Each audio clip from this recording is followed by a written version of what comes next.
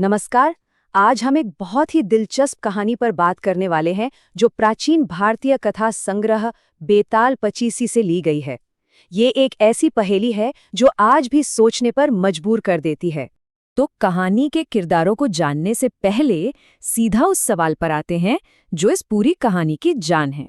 देखिए, ये एक ऐसी दुविधा है ना जो हमें ज्ञान, साधन और असल में काम करने यानी कर्म, इनके बीच के फर्क को सोचने पे मजबूर करती है। तो चलिए कहानी शुरू करते हैं। कहानी हमें ले चलती है उज्जैन शहर, जहां एक पिता हैं जो अपनी बेटी के लिए एक बिल्कुल सही, एक आदर्श दूल्हे की तलाश में है। हाँ, पर यह कोई मामूली मांग नहीं थी। देखिए, बेटी महादेव को एक ऐसा जीवन साथी चाहिए था जो सिर्फ अमीर या ताकतवर ना हो। नहीं, उसे चाहिए था कोई ऐसा जिसके पास कमाल का ज्ञान और हुनर हो। और बस यही जो ऊंची शर्त थी, इसी ने कहानी के सबसे अनोखे दावेदारों को अपनी तरफ खींच लिया। तो महादेव की इस मांग के बारे में सुनकर मैदान में उतरते हैं 3 जबरदस्त नौजवान। और कमाल की बात यह है कि हर एक के पास एक ऐसी अनोखी और शक्तिशाली काबिलियत है जो दूसरे के पास नहीं। तो हमारे सामने है 3 बिल्कुल अलग अलग हुनर वाले दावेदार। पहला, एक आविष्कारक जिसने एक उड़ने वाली गाड़ी, समझिए एक फ्लाइंग कार बना डाली जो पलक झपकते ही कहीं भी पहुंचा दे। दूसरा है एक ज्ञानी जिसे दुनिया की हर विद्या, हर साइंस का पता है।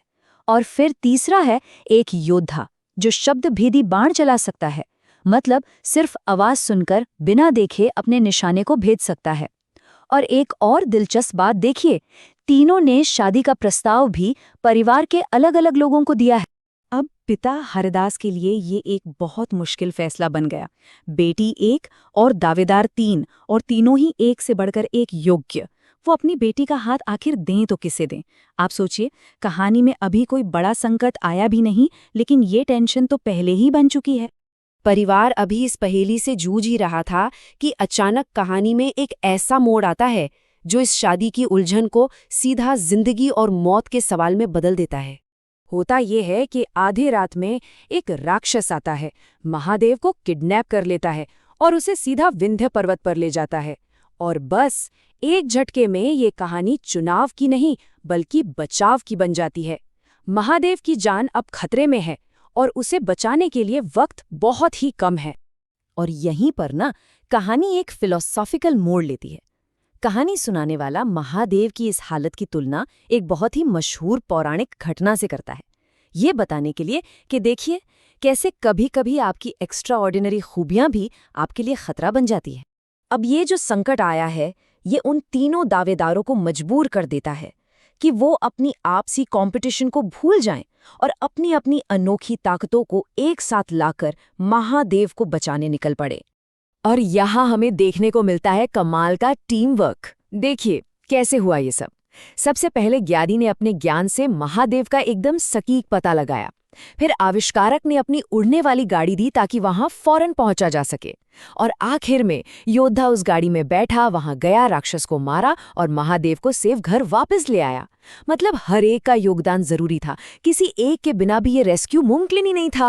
तो अब महादेव सुरक्षित घर लौट आई है और कहानी वापस अपनी उसी पुरानी पहेली पर आ जाती है।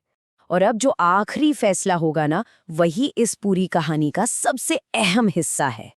अब देखिए, इस कामयाब रेस्क्यू मिशन ने तो फैसले को और भी ज्यादा मुश्किल बना दिया है। पहले तो सवाल सिर्फ हुनर का था, है ना? लेकिन अब सवाल ये है कि इस बचाव में, इस रेस्क्यू में सबसे जरूरी, सबसे अहम योगदान आखिर था किसका?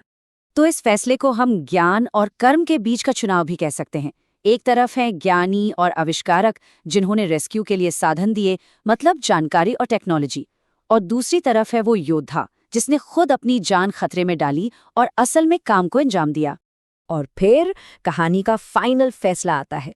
ये फैसला सुनाते हैं बुद्धिमान राजा विक्रम, और इस पहेली का एक बिल्कुल साफ जवाब दिया जाता है। तो आखिर इस फैसले के पीछे लॉजिक क्या था? देखिए, कहानी के हिसाब से ज्ञानी और आविष्कारक ने सिर्फ एक तरह का एहसान किया था। उनका योगदान ज्ञान और साधन का था, जिसके लिए उन्हें धन्यवाद दिया जा सकता है या कोई इनाम दिया जा सकता है। लेकिन योद्धा ने लड़ाई लड़ी, अपनी जान जोखिम में डाली और महादेव को फिजिकली बचाकर वापस लाया। उसके इस काम को, उसके इस कर्म को सबसे ऊपर माना गया। और ये कहानी हमें एक बहुत ही बड़े और ज़रूरी सवाल के साथ छोड़ जाती है। किसी भी बड़ी चुनौती में ज़्यादा कीमती क्या होता है?